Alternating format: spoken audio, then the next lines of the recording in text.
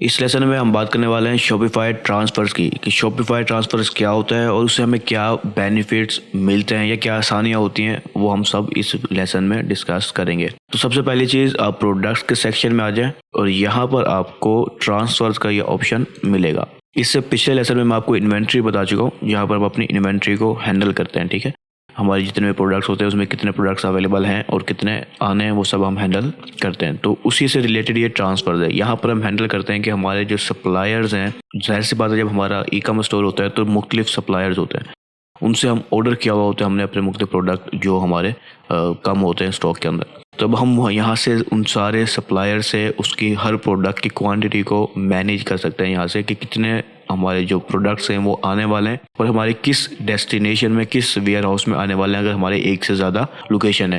तो ये सब चीज़ें हम इस ट्रांसफ़र से हैंडल करते हैं। वैसे ये एक यहाँ पर ऑलरेडी क्रिएट हुआ है जो मैंने कुछ टाइम पहले किया था शायद, लेकिन मैं आपको न्यू क्रिएट करना दिखाता हूँ। अगर आप न्यू होंगे तो यहाँ पर आपको बड़ा सा बटन नजर आएगा क्रिएट ट्रांसफ़र का, वरना आप यहाँ पर सिंपली क्रिएट ट्रांसफ़र के इस बटन पर क्लिक करें।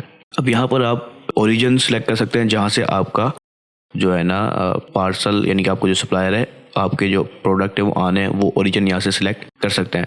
और ये आपका वो वेयर हाउस होगा, अगर आपके एक से ज़्यादा लोकेशन होगी तो सारे यहाँ पर शो होगी। हम लोकेशन के सेक्शन में इसके बारे में समझेंगे कि लोकेशन हम कैसे क्रिएट करते हैं। तो इस वक्त सिर्फ हमारी ये एक लोकेशन है, ठीक है, जो ऑलरेडी बाय डिफ़ॉल्ट सिलेक्ट है। यहाँ पर हम हमारे जितने भी सप्लायर होंगे वो ऑटोमेटिक सेव हो सकते हैं। ये एक सप्लायर पहले का बना हुआ है, लेकिन मैं आपको बताता हूँ कि हम किस तरह से अपने सप्लायर की डिटेल्स फिल करते हैं। तो सिंपली इस पर क्लिक करें और यहाँ पर क्रिएट न्यू सप्लायर के इस ऑप्शन पे क्लिक करें। यहाँ पर अब अपने सप्लायर के बारे में बताएंगे जिससे आपको ऑर्डर्स आने हैं। मिसाल के तौर पर हो सकता है कुछ सप्लायर आपके जो है ना पुराने हो और वो रेगुलर बेसिस पे आप वहाँ से प्रोडक्ट मंगवाते हो, तो आप उनकी डिटेल्स यहाँ पर सारी सेव कर लेंगे। नेक्स्ट टाइम आपको बार बार इसको सेव करने की ज़रूरत नहीं पड़ेगी। तो आप यहाँ पर आप कोई भी रख सकते हैं। मिसाल के तौर पर मैं इसमें रख देता हूँ CD, मैं कहता हूँ कि ये हमारा सप्लायर है, ठीक है, उसका मैं एड्रेस लिख देता हूँ। मैं यहाँ पर स्ट्रीट सेलेक्ट करता हूँ कोई, ठीक है, मैंने लाहौर का लिख दिया है। जैसे मैंने लाहौर की एड्रेस बाय डिफ़ॉल्ट आ रहा था सजेशन में, तो आप लिखेंगे तो हो सकता है आपके भी सजेशन में बाय डिफ़ॉल्ट आ रहा हो।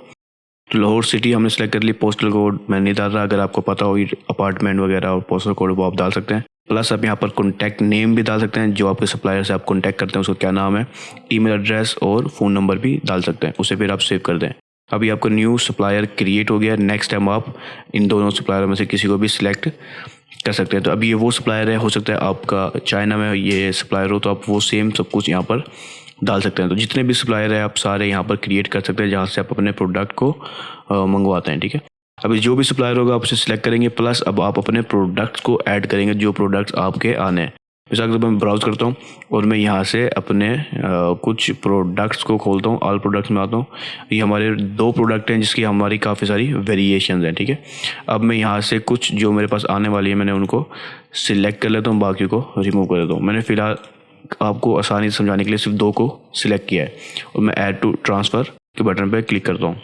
अब आप यहाँ देखें कि मैं ये 2 प्रोडक्ट हैं जो मैं इसको क्रिएट कर रहा हूँ ट्रांसफ़र के, कि ये प्रोडक्ट मेरे आने हैं। मिसाल के तौर पे मैं कहता हूँ कि इसके 10 प्रोडक्ट आने वाले हैं और इसके 100 प्रोडक्ट आने वाले हैं। ठीक है, अब मैंने ये ट्रांसफ़र की कि इस सप्लायर से मेरी इस वेयर हाउस में तो टोटल 110 प्रोडक्ट आने हैं इसके। ठीक है, यानी कि इस जो हमारा प्रोडक्ट है इसके ब्लू और स्मॉल आएगा और ब्लू और मीडियम आएगा। क्वांटिटी कितनी है वो भी हमने यहाँ पर देख ली। ठीक है, और हमने जहाँ से आने हैं वो रीजन भी सिलेक्ट कर लिया, सप्लायर भी, और जहाँ पर जाने हैं वो भी सिलेक्ट कर लिया। ठीक है, उसके बाद हम देख सकते हैं कि हमारी शिपमेंट की अराइवल कब की है, यानी कि जब हमने ऑर्डर कर दिया तो हमें कब तक पहुँचेगा। जो भी डेट होगी आप वो सिलेक्ट कर सकते हैं। आपने अंदाज़ा लगाया कि इस टाइम तक आने वाला है। और अगर आपको ट्रैकिंग ID पता है तो आप ट्रैकिंग नंबर यहाँ पर लिख सकते हैं। और शिपिंग, अगर कैरियर आपको पता है कि किस शिपिंग से आ रहे हैं आपको, वो आप यहाँ से सिलेक्ट कर सकते हैं। मैं देखता हूँ कि अगर पाकिस्तानी हमें मिलता है तो पाकिस्तानी हमें वैसे यहाँ पर नज़र नहीं आ रहा, तो यहाँ पर अगर नज़र नहीं आ रहा तो आप ऑर्डर डायरेक्ट ऑर्डर जो है ना सिलेक्ट कर सकते हैं। अगर आपको ट्रैकिंग ID नंबर या ट्रैकिंग URL पता है तो आप यहाँ पर ट्रैकिंग URL भी डाल सकते हैं। मैं अभी फ़िलहाल यहाँ पर एक फ़र्ज़ी URL ट्रैकिंग नंबर डाल देता हूँ।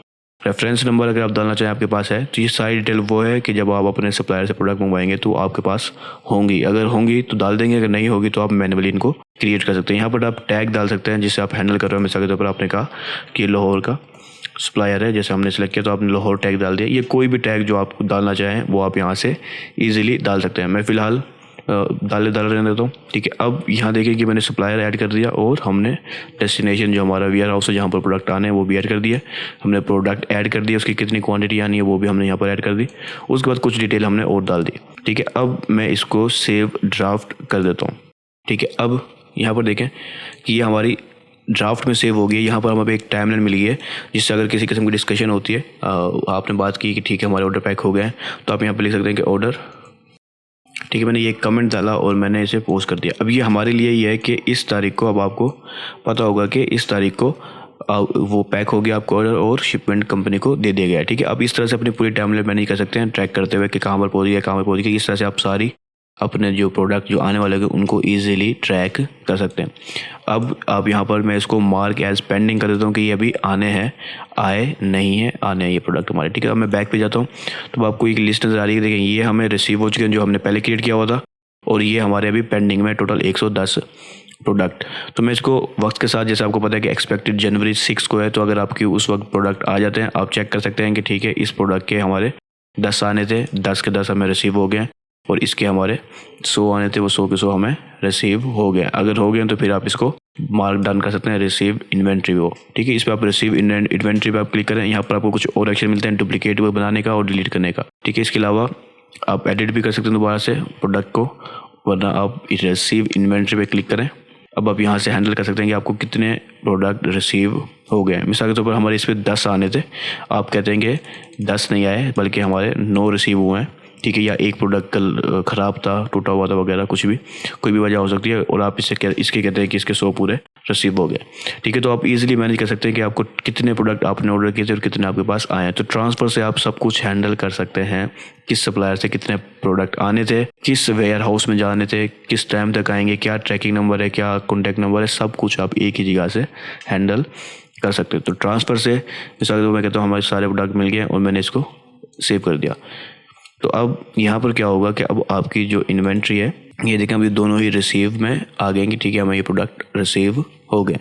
तो हम इजीली अपने सारे प्रोडक्ट को और सप्लायर्स को मैनेज कर सकते हैं कि कौन से प्रोडक्ट आने हैं, और ये काफ़ी ज़्यादा आसान बना देता है हमारे लिए अपने इन्वेंट्री को मैनेज करना। तो जो भी पर्सन आपकी इन्वेंट्री को मैनेज कर रहा है उसके लिए ये काफ़ी ज़्यादा आसान है, और आप इजीली अपने जो प्रोडक्ट हैं उनको आउट ऑफ स्टॉक होने से पहले सब कुछ हैंडल कर लेंगे।